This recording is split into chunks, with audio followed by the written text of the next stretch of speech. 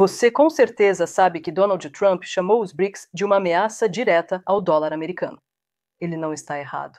Enquanto Washington se preocupa, a China acabou de lançar um sistema de pagamentos que liquida transações internacionais em 8 segundos em vez de 5 dias. O mundo financeiro está se dividindo em dois e poucos estão percebendo isso.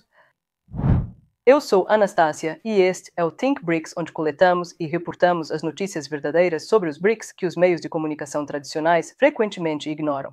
Hoje vamos analisar 4 grandes acontecimentos que indicam para onde a economia global realmente está caminhando. Primeiro, a cúpula do G20 na África do Sul e por que o presidente dos Estados Unidos não compareceu. Segundo, por que Washington está agora tão preocupada com os BRICS se supostamente é apenas um grupo de discussões? Terceiro, os números concretos que mostram quais economias estão realmente crescendo. E quarto, o sistema de pagamentos que a China construiu e sobre o qual ninguém está falando. Sem mais delongas, vamos começar. O G20 se reunirá em Joanesburgo nos dias 22 e 23 de novembro. A África do Sul é o país anfitrião este ano. Isso é significativo porque a África do Sul está em uma posição única. É uma nação em desenvolvimento e membro dos BRICS com acesso a fóruns ocidentais. Eles passaram o ano defendendo prioridades africanas, reforma financeira, financiamento climático e alívio da dívida para países de baixa renda. Elas conseguiram garantir a adesão permanente da União Africana ao G20 lá em 2023? Aqui está o que está chamando a atenção. O presidente Trump não vai comparecer. Ele citou preocupações sobre os africânderes brancos na África do Sul, que o governo sul-africano e a maioria dos analistas consideraram infundadas. Enquanto isso, a China vai enviar o premier Li Qiang e a Rússia vai enviar o vice-chefe Maxim Oreshkin. A cúpula seguirá sem a participação dos Estados Unidos. O que isso te diz sobre a mudança de gravidade diplomática? A posição da África do Sul como anfitriã lhe dá um poder real.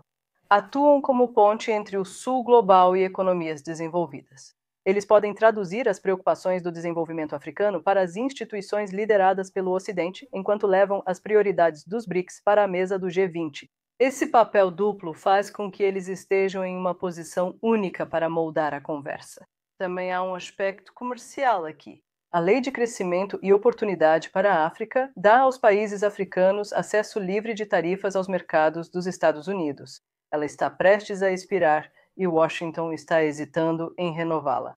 Por que essa competição com a China na África?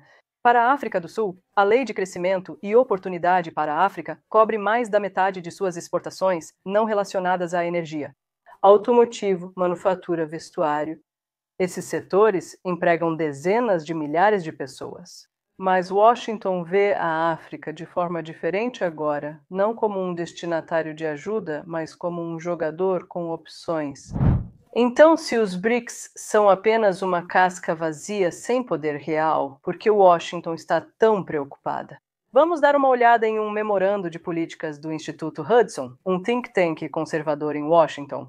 A autora é Zineb Riboua e o título é bem direto, como contrapor os BRICS e preservar a dominância global do dólar. O Instituto Hudson é fortemente ligado à política externa do Partido Republicano. Figuras do governo Trump, como Mike Pompeo e Nikki Haley, já estiveram associadas a ele. Essa organização representa o pensamento conservador tradicional sobre segurança nacional. A China certamente leva isso a sério.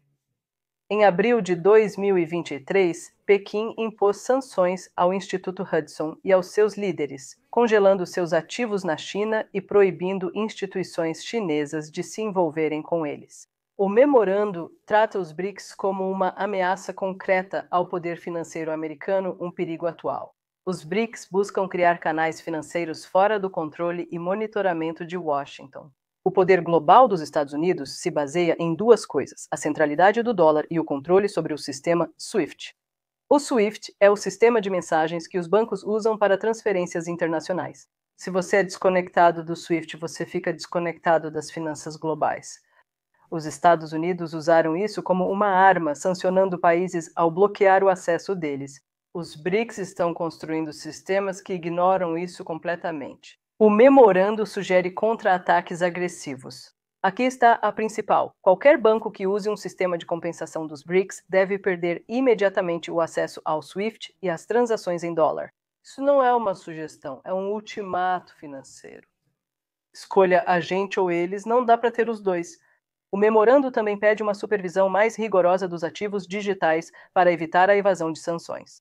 Isso faz referência à assinatura do Ato Genius por Donald Trump em julho de 2025, uma legislação focada em stablecoins, e recomenda pressão diplomática sobre qualquer país que esteja considerando a adesão ao BRICS. A linguagem é direta. Lembrá-los dos custos de se alinhar a um projeto criado para enfraquecer os Estados Unidos. Essas não são as recomendações de pessoas preocupadas com uma organização irrelevante. Quando você vê propostas tão agressivas assim, isso te diz alguma coisa. A percepção de ameaça em Washington é real. O próprio presidente Trump afirmou claramente em julho de 2025: o BRICS foi criado para nos prejudicar. O BRICS foi criado para enfraquecer o nosso dólar. Essa frase resume bem a ansiedade. O papel do dólar como moeda de reserva global dá aos Estados Unidos um poder extraordinário. Eles podem imprimir dinheiro para financiar déficits, impor sanções com sua riqueza global e influenciar a política econômica no mundo todo. Os BRICS ameaçam essa posição por meio de alternativas financeiras? Aqui está o que ambos os lados evitam dizer. O verdadeiro fator não são apenas as sanções, é a economia. Os Estados Unidos precisam de taxas reais negativas para administrar sua dívida, o que corrói silenciosamente o valor das reservas em dólar. Países que possuem centenas de bilhões em títulos do Tesouro estão vendo seu poder de compra encolher. Washington enfatiza o aspecto das sanções porque é menos prejudicial do que admitir que a base econômica está se deteriorando. Os BRICS também enfatizam as sanções, mas por motivos diferentes. Eles não podem questionar publicamente a solvência dos Estados Unidos sem desvalorizar os ativos em dólar que ainda possuem. Nota rápida. O Think BRICS é uma operação pequena. Não somos financiados por think tanks ou grandes doadores. Dependemos de espectadores como você para manter essa pesquisa em andamento.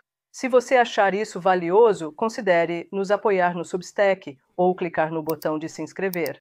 Isso nos ajuda a crescer e produzir análises mais aprofundadas. Voltando ao assunto. Agora vamos falar sobre o desempenho econômico real. O Fundo Monetário Internacional divulgou projeções em outubro de 2025. As nações do BRICS estão focadas em crescer 3,8% em 2025 e 3,7% em 2026. Já as nações do G7, 1% em 2025 e 12% em 2026. Isso é mais de 3 vezes a taxa de crescimento. A Índia lidera com 66% de aumento em 2025. A Etiópia está projetada para 7,2%. A China se mantém em 4,8%. Rússia e Irã, mesmo sob fortes sanções, mantêm crescimento de 6 a 11%. Compare isso com a Alemanha, que já foi o motor econômico da Europa, agora projetada para apenas 0,2% de crescimento em 2025. O que esses números significam na prática? Mais da metade da expansão do produto interno bruto global nos próximos anos virá das nações dos BRICS. Isso não é especulação nem propaganda. Esses são dados do Fundo Monetário Internacional, onde o produto interno bruto cresce, a atividade comercial acompanha, os fluxos de capital acompanham, a influência diplomática também acompanha. Há também uma questão de recursos. Com a expansão de 2024, os BRICS agora controlam 24% das reservas globais de petróleo e quase 3/4 das reservas reais de terras. Com a adesão formal da Arábia Saudita, a reserva de petróleo chegará a 40%. No lado institucional, o comércio entre os países dos BRICS quase dobrou desde 2012. Passou de 10% do comércio dos membros para 18% em 2023. Os BRICS elevaram as reservas de ouro de 6% para quase 13% de reservas cambiais desde o início de 2022. As reservas em dólar caíram para menos de 50%. O novo Banco de Desenvolvimento duplicou a aprovação de projetos desde 2020. Eles estão integrando os sistemas nacionais de pagamento. a Interface de Pagamentos Unificada da Índia, Sistema de Pagamentos Interbancários Transfronteiriços da China, o PIX do Brasil e o Sistema de Transferência de Mensagens Financeiras da Rússia, por meio do BRICS Pay. Um protótipo funcional no Fórum Internacional dos BRICS foi apresentado em São Petersburgo em 2025. Isso parece só conversa para você? Aqui está o desenvolvimento que muda tudo. A China lançou um sistema de pagamentos transfronteiriços para o yuan digital, é chamado de renminbi digital.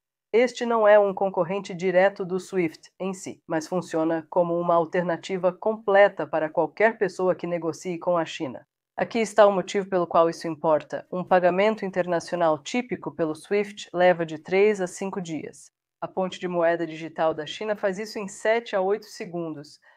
Durante os testes entre Hong Kong e Abu Dhabi, as comissões de pagamento caíram em 98%. Comerciantes de energia do Oriente Médio relatam a redução dos custos de liquidação em até 75%. O sistema já está conectado a 10 países da Associação das Nações do Sudeste Asiático e 6 nações do Oriente Médio. Está também em operação na Rússia e em outros países da Comunidade dos Estados Independentes.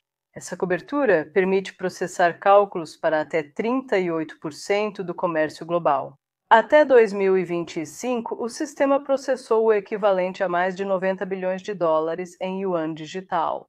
O volume total de pagamentos internacionais ultrapassou 2,1 trilhões de dólares. 23 bancos centrais no mundo já testam a ponte de moeda digital. O Irã, isolado do SWIFT por sanções, está se esforçando muito para adotar a moeda digital dentro dos BRICS.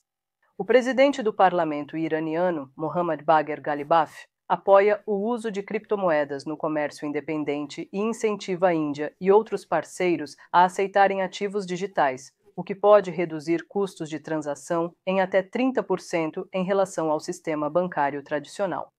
Essa é a realidade prática da digitalização. Não é teoria nem futuro distante, está acontecendo agora com volume, economia e adoção reais. Então, o que estamos realmente vendo aqui? Estamos vendo a criação de um sistema financeiro paralelo que processa pagamentos mais rápido e barato que a infraestrutura atual, um que não passa pela supervisão ocidental. Os números de crescimento mostram que a base econômica é sólida.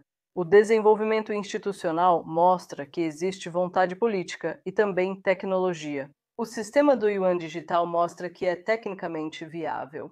Os BRICS estão construindo alternativas para que os países tenham opções e não fiquem sujeitos à coerção financeira quando surgirem divergências políticas. Se você vê isso como uma ameaça ou uma oportunidade, provavelmente depende de onde você está. Mas, de qualquer forma, isso está remodelando a forma como o comércio global funciona. Então, a grande questão agora é como as potências existentes vão se adaptar a um sistema financeiro multipolar. Pense sobre isso e obrigada por assistir.